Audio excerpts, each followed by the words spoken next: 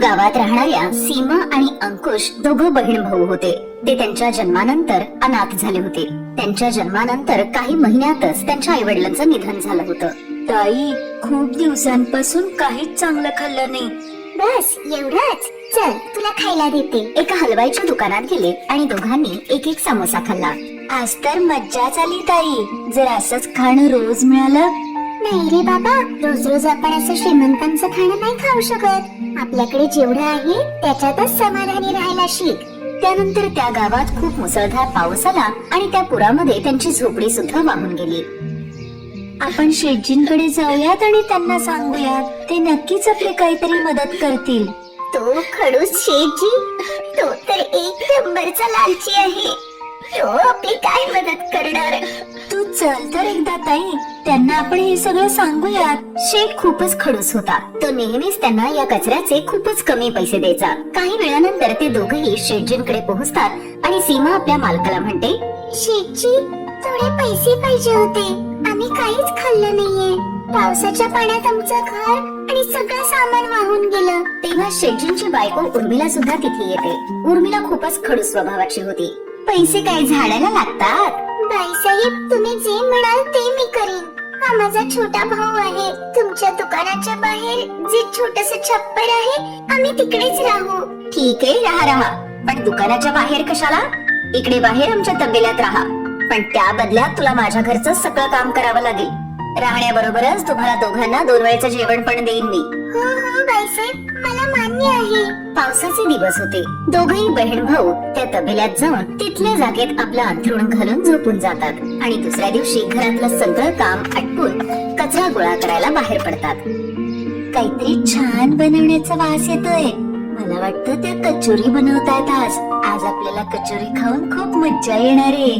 मी विचार करतेय की लवकर आपले पैसे जमू दे आणि आपण आपली झोपडी परत बांधू देत. मग तुला तुझी ही बहीण स्वतःच्या हाताने कचोरी बनवून देईन. किंबाई शिळी पोळी आणि रात्रीची आमटी घेऊन तिथे येतात आणि त्या दोघांना देतात. बाईसाहेब, तुम्ही तर कचोरी करत होतात ना? अंकुश खूप वेळापासून त्याची वाट बघत होता. हे सगळं श्रीमंतांचं खाणं आहे. तुम्हाला दोघांना अजिबात मिळणार नाही ते. मुकाट्याने जे हे दिलंय ते खा आणि झोपून जा. सकाळी उठून तुम्हाला गाय म्हशींना चारा सुद्धा घालायचाय. मालकीणबाई तिथून निघून गेल्या. सीमा आणि अंकुशच्या डोळ्यात ते शिळं अन्न बघून अश्रू येतात. रडत रडत सीमा म्हणाली, रडू नकोस अंकुश, मी लवकरच तुला माझ्या हाताने कचोरी बनवून देईन. दिवसभर काम केल्यामुळे त्यांना भूक लागली होती. त्यामुळे त्यांनी शिळी पोळी खाल्ली आणि तिथेच तबेल्यात झोपून गेले. दुसऱ्या दिवशी सकाळी घरातलं काम संपवून ते जेव्हा कचरा गोळा करायला गेले, ताई, इकडे ये. हे बघ इथं काय आहे. सीमाने जेव्हा उचलून पाहिलं तेव्हा तिला दिसलं की ती खूपच सुंदर कढई होती. ही कढई? पण ही आपल्या काय कामाची? पण आपण ही कोणाला तरी विकली तर आपल्याला पैसे नक्की मिळतील. जेव्हा आपली झोपडी तयार होईल तेव्हा मी माझ्या भावाला या कढईमध्ये कचोरी तळून देईन. त्या दोघांनीही ती कढई लपवून आपल्या तबेल्यात आणली. सीमा अंकुशला म्हणते, एक दिवस मी माझ्या अंकुशसाठी याच कढईत कचोरी बनवेन. खूप इच्छा होतीये कचोरी खाण्याची. खरंच जर अशी काही जादू झाली आणि ही कढई जर सगळी कचोरींनी भरली तर? त्याच्या एवढ्या म्हणण्यानेच ती जादूची कढई कचोरींनी भरून गेली. याचा अर्थ ही जादूची कढई आहे, म्हणूनच एवढी चमकत होती. मी परत एकदा म्हणते की काहीतरी जादू होऊ दे आणि ही कढई मिठाईने भरून जाऊ दे. ताई, याच्यात तर खरंच मिठाई आली. मला तर आता राहत नाहीये. शेठजी आणि मालकीणबाई पण झोपलेले आहेत. आपण लवकर ही मिठाई खाऊया. त्या दोघांनीही मालकीणबाईंनी दिलेलं शिळं अन्न गाईला घातलं आणि पोट भरून ती मिठाई खाल्ली आणि मग ती कढई तबेल्यातल्याच गवताच्या खाली लपवून ठेवली. जेव्हाही त्यांना भूक लागायची ते त्या कढईला आपल्या मनातला पदार्थ सांगायचे आणि शेठजींनी दिलेलं. दुसऱ्या दिवशी त्या दोघांची तब्येत बघून मालकीणबाई शेठजींना आपल्या खोलीमध्ये म्हणतात, या दोघांना तर मी रोज शिळं अन्न जेवायला देते, मग यांच्या तब्येतीवर त्याचा काही परिणाम कसा काही नाही होत? हे दोघं तर दिवसेंदिवस फुगतच चाललेत. बरोबर बोलताय बाईसाहेब तुम्ही. मी पण बघतोय बऱ्याच दिवसांपासून त्यांची तब्येत चांगली सुधारत चाललीये. असं तर नाही ना की कचरा गोळा करता करता यांच्या हाताला काही खजिना बिजिना लागलाय? मग मालकीणबाईंनी त्या दोघांवर नजर ठेवायला सुरुवात केली आणि त्यांना त्या जादुई कढईबद्दल तेव्हा कळालं. ती या जादुई कढईकडे तू मागून घे. ती ही जादूची कढई मॅगीने पूर्ण भरून जाऊ दे. आणि मग क्षणातच ती कढई मॅगीने तुडुंब भरून जाते. मग दोघही बहीण भाऊ पोट भरून मॅगी खातात. अच्छा, तर ही ती जादुई कढई आहे जी या गरीब मुलांना श्रीमंताचं खाणं देतीये. दुसऱ्या दिवशी संधी बघून मालकीण बाई ती कढई घेऊन आल्या. अहो, हे बघा, त्या मुलांच्या तब्येतीचं हे आहे गुपित. ही जादूची कढई जी मी चोरून इथे घेऊन आलीये. आता बघा, मी तुमच्यासाठी गरमागरम पदार्थ तयार करते याच्यात. अरे वा, ही तर कमालच झाली की. आता तर तुला कधी जेवण बनवायलाच लागणार नाही. तुझी मेहनतही वाचेल आणि आपला राशन पाणीचा खर्चही वाचेल. ही बिर्याणी तर खूपच चविष्ट आहे. आता फक्त गरमागरम दूध मिळालं. ए जादुई कढई, चल आम्हाला गरमागरम दूध दे बरं. ते गरमागरम दूध बघून मालकीणबाई म्हणाल्या, ए जादुई कढई, आमच्या इथे नेहमीच गरमागरम दुधाची अशी नदीच वाहू दे. मग लगेचच सगळ्या घरभर गरमागरम दुधाचा प्रवाह सुरू झाला. अरे अरे, बास बास कर जादुई कढई, आता हे दूध देणं बंद कर तू. दोघांच्याही पायांना त्या उकळत्या दुधामुळे चांगलेच फोड आले होते. पण ही गोष्ट दुसऱ्या लोकांना कळता कामा नये म्हणून ते दोघेही बिचारे तो त्रास तसा सहन करत राहिले. मालकीणबाई, तुमच्या लालचीपणामुळे आज तुम्हाला किती मोठी शिक्षा झालीये. आता अशी काही जादू होऊ दे आणि या घरामध्ये थंड पाणी वाहू दे. त्या कढईतून थंड पाणी वाहू लागलं. ही जादूची कढई, तू जिथून कुठून आलीयस तिथे तू परत जा. आपल्या चुकीच्या वागण्याची सीमाकडे माफी मागितली आणि काही क्षणातच ती जादूची कढई तिथून गायब झाली. तू जर आज नसतीस तर आम्ही जिवंतच राहिलो नसतो. तू आज आमचा जीव वाचवलास. त्यामुळे आजपासून तुम्ही दोघेही तबेल्यात नाही तर इथे माझ्या घरात माझी मुलं बनून राहाल. त्या दिवसानंतर शेठजी आणि मालकीणबाई त्या दोन्ही मुलांना आपल्या मुलांसारखं सांभाळू लागले आणि त्या दोघांचं एका चांगल्या शाळेत ऍडमिशन देखील घेतलं. मुलांची शाळा सुटल्यावर राधिका मुलांना घेऊन घरी येत होती, पण तिच्या डोळ्यात अश्रू होते. आता काय करू? मुलांची फी पुढच्या 15 दिवसात नाही भरली तर मुलांना शाळेतून काढून टाकतील. 6 महिन्याची फी कुठून आणू मी? काहीच कळत नाहीये मला. मम्मी, मला बर्गर खायचंय. मला बर्गर घेऊन दे ना. हो मम्मी, मला पण बर्गर खायचंय. भैया, बर्गर कितीला आहे? 10 रुपये आलू टिक्की बर्गर आणि 15 रुपयाला पनीर बर्गर. 10 रुपयाचे 2 द्या भैया. हे बर्गर बनवणं किती सोपं आहे. जर मी याच्यात चांगल्या भाज्या घालून दिल्या तर. हे घ्या तुमचे बर्गर. मम्मी, मला पनीर बर्गर खायचं होतं. भैया, हे घ्या 5 रुपये आणि पनीर वाला द्या. बस एवढाच तुकडा पनीरचा.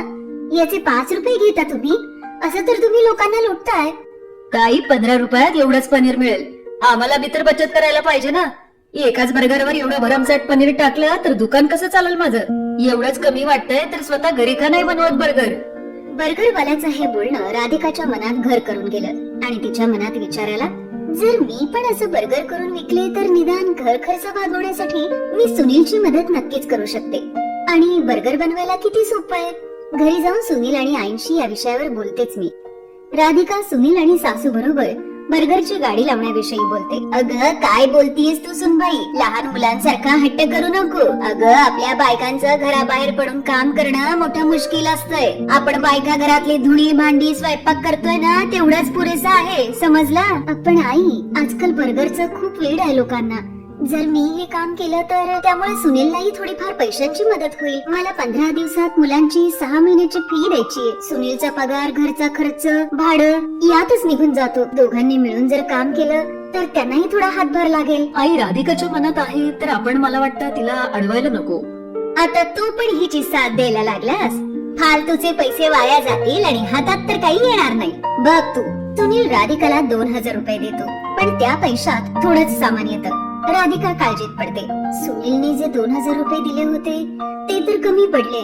आता तर त्या गाडीवाल्याला एका दिवसाचे 200 रुपये आणि गॅस सिलेंडर वाल्याला 500 रुपये द्यायला लागतील. अजून बराच खर्च करावा लागेल. मला काहीतरी करून उधारीवर सामान घ्यावं लागेल. बर्गरची गाडी लावण्यासाठी राधिकाला उधारीवर सामान घ्यावं लागलं. राधिकाने बर्गरची गाडी लावायला सुरुवात केली, पण अजून नवीन नवीन काम होतं, त्यामुळे गिऱ्हाईक कमी येत होतं. राधिका संध्याकाळच्या वेळी बर्गरची गाडी लावायची, पण जसा तिने विचार केला होता तसं काहीच झालं नाही. मला वाटलं आज बर्गर विकले जातील तर थोडेफार पैसे तरी हातात येतील, पण आज तर एकही बर्गर विकलं गेलं नाही. माझी कमाई कशी होईल आता काय माहित. काही दिवस हे असं सुरू राहिलं तर आई आणि सुनील मला हे काम करू देणार नाहीत. मोठ्या हिमतीने मी हे काम सुरू केलं होतं. राधिका हा विचार करतच होती तेवढ्यात एक गरीब बाई आपल्या 2 मुलांबरोबर तिथे येते. अव ताई, खूप भूक लागली आहे. माझी पोरं 2 दिवसापासून भुकेली आहे ती.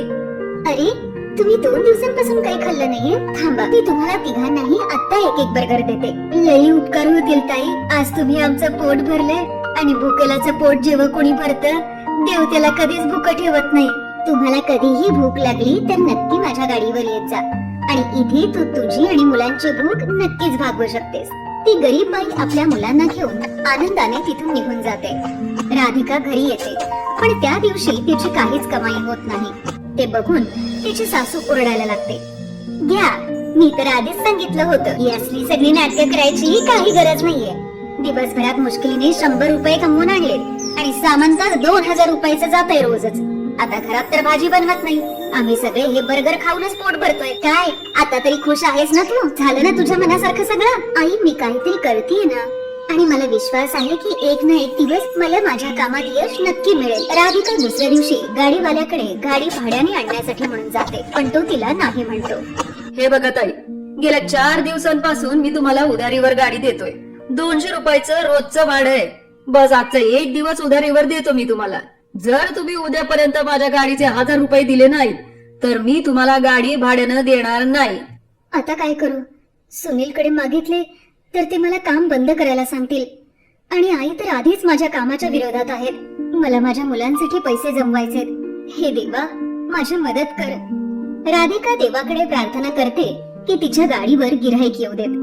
नमस्कार ताई, मी मागच्या गल्लीत माझं बर्गरचं एक दुकान चालवतो. इथून जाताना 2 दिवसापूर्वी मी तुम्हाला बर्गरची गाडी लावताना पाहिलं होतं. मला 15 दिवसांपूर्वी एका अनाथ आश्रमातली बर्गरची ऑर्डर मिळाली, पण आता थोड्याच दिवसापूर्वी माझा ऍक्सिडेंट झाला आणि माझा हात फ्रॅक्चर झाला. त्यामुळे मी आता बर्गर बनवू शकत नाही. पण मी ऑर्डरचे पैसे ऍडव्हान्स घेतले होते, त्यामुळे मी आता त्यांना नाही पण म्हणू शकत नाही. जर तुम्ही माझी ऑर्डर पूर्ण करून दिली तर मला खूप मदत होईल. मी तुम्हाला याचे चांगले पैसे देखील देईन. हो हो, मी नक्की करीन हे काम. तुम्ही फक्त मला सांगा किती बर्गर बनवायचे ते. संध्याकाळी 4 वाजेपर्यंत तिथे पोहोचायचंय. ज्यांनी मला ही ऑर्डर दिली आहे त्यांच्या मुलाचा बर्थडे आहे.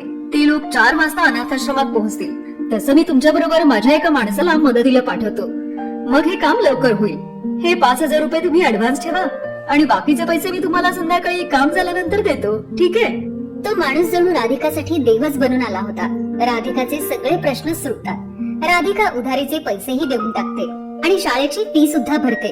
त्या माणसाला राधिकाचं काम एवढं आवडतं की तो राधिका बरोबर पार्टनरशिप मध्ये काम करायला लागतो. राधिका आता एक बर्गरचं दुकान चालवायची.